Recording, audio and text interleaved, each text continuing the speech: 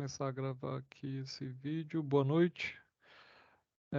Esse vídeo aqui é introdutório sobre noções básicas de programação em Python e um pouco de lógica programação para aqueles alunos do curso de desenvolvimento full stack que ainda são iniciantes no mundo 1 e têm muitas dúvidas e ainda estão, entre aspas, zerados na linguagem Python e precisam de algum tipo de direcionamento. Então, esse vídeo ele é recomendado justamente para iniciantes. Então, eu recomendo, logo a princípio, você arrumar seu ambiente de trabalho para começar a programar em Python. Então, você pode vir aqui no Google, por exemplo, e começar a baixar as ferramentas necessárias.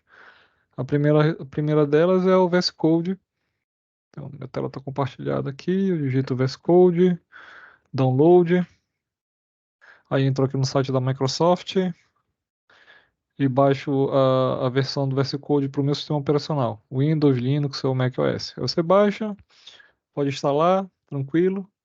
E também para a linguagem Python você precisará do interpretador de Python. Então você também digita lá no Google Python Download, entra no site do Python e baixa a versão mais recente ou estável que tiver. Essa aqui, Download Python, aí você baixa, é só clicar em instalar. Se aparecer a opção de incluir a execução do interpretador em qualquer path ou qualquer caminho, marque essa opção, porque assim você poderá executar o comando Python de qualquer lugar, de qualquer pasta do terminal. E é basicamente só essas duas ferramentas, o interpretador Python e o Visual Studio Code. Feito isso, instalou os dois, você clica aqui no Windows R, abre essa janela de executar, CMD, abre aquela telinha preta de console. Deixa eu começar a fechar aqui essas abazinhas. E deixa eu mudar aqui para minha unidade de HD externo. Então eu crio aqui uma pasta, por exemplo, é, estudos ou aulas, sei lá, Mikadir aulas. E Mikadir cria uma pasta é, dentro da pasta atual. Então eu clico CD aulas para entrar dentro dessa pasta recém-criada aulas. E para inicializar o Visual Studio Code, é só escrever code, ponto. Ok. Então ele abre aqui o Visual Studio Code. Ele está vaziozinho, tem essa janela de boas-vindas, eu posso fechar. Se o Python estiver corretamente instalado, você pode escrever aqui na linha de comando Python "-version" para ver a versão que ele está instalada. A minha, no caso, é a 3.11.2. Ok? E para editar nosso primeiro código aqui, que não poderia ser diferente, um hello world, hello.py, porque todo código Python é terminado em py. Então você dá um print aqui, hello world, entre aspas. Colocar aqui hello, vírgula, word, exclamação. Pronto.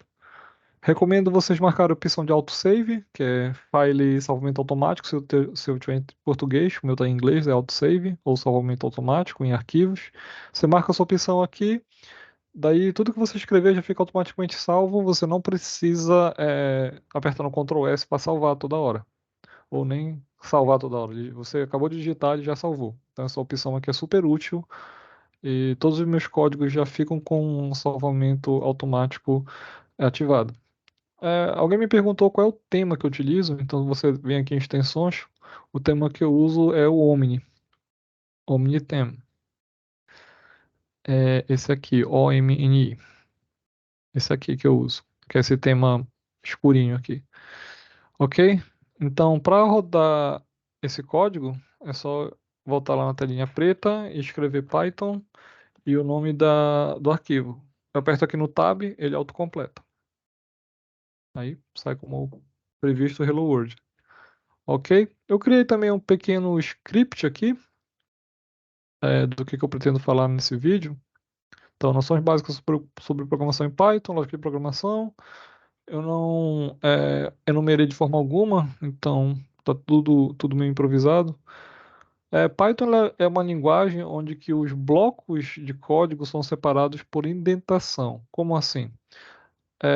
Ao invés de usar chaves de abertura ou fechamento, ou palavras-chave como begin, end, para delimitar o início e o fechamento de um bloco de código, Python utiliza simplesmente espaços em branco ou tabulações em branco. Mas eu recomendo que a sua tabulação ela seja espaço em branco. Então, quando você apertar no Tab, eu também utilizo aqui 4 espaços em branco. Para toda vez que você apertar no Tab, ele inclui, ó, Tab, ele inclui 4 espaços em branco, mas só quando estiver dentro de um bloco. Tipo de variáveis em Python, não existe um tipo de variável é, fixo, porque Python é fracamente tipado. Então, se você colocar aqui um valor soma igual a 20, eu não preciso dizer que soma é inteiro.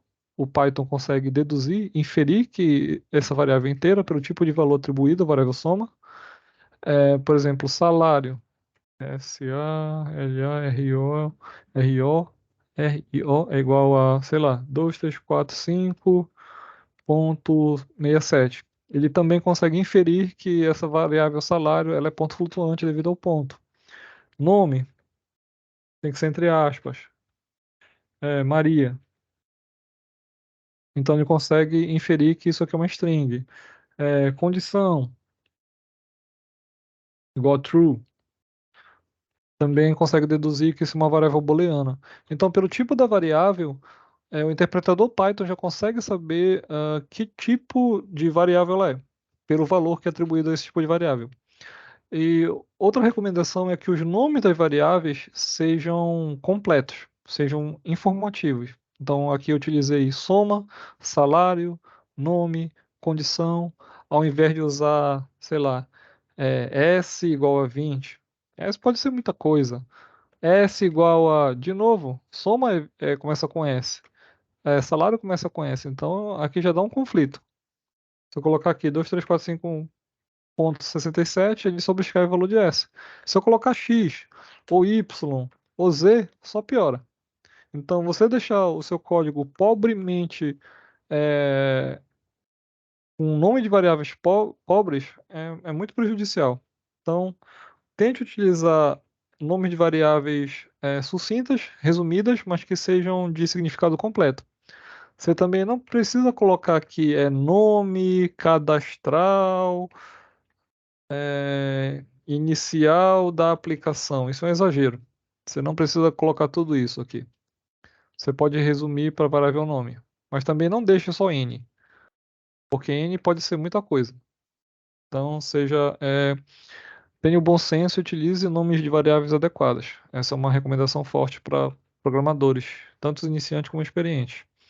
O uso de caixa alta, que em inglês é uppercase, e uso de caixa baixa, lowercase, isso é um padrão de programador, porque o nome da variável pode ser minúsculo ou maiúsculo. Só que Python ele é sensível a caso. Então, soma minúsculo é diferente de soma maiúsculo. Normalmente se utiliza o nome grafado todo em letra maiúscula quando se trata de uma constante. Ou seja, o valor dela não será alterado ao decorrer do código. Mas isso é um padrão entre programadores, porque se você quiser alterar o valor de uma variável grafada em letra maiúscula, você pode, mas isso aí quebra uma regra estabelecida entre cavalheiros. Então, repito, variáveis grafadas em letras maiúsculas, elas são, por padrão, entre programadores reservadas a constantes. E letras minúsculas são variáveis comuns, regulares. Já variáveis que são nomes de funções, por exemplo, elas podem utilizar letras maiúsculas e minúsculas intercambiáveis, misturadas. Então existe um padrão chamado camel case. Camel é de camelo. Então é um tipo de caso que se assemelha às corcundas de um camelo. Por exemplo, uma função imprimir resultado, ela pode ser escrita assim: imprimir, que é o verbo, vem na frente minúsculo, e resultado, que é um substantivo, vem em maiúsculo. Então, esse tipo de sintaxe, onde você tem uma palavra, uma expressão composta, que a primeira palavra é minúscula e a segunda é maiúscula, é apelidada de camel case.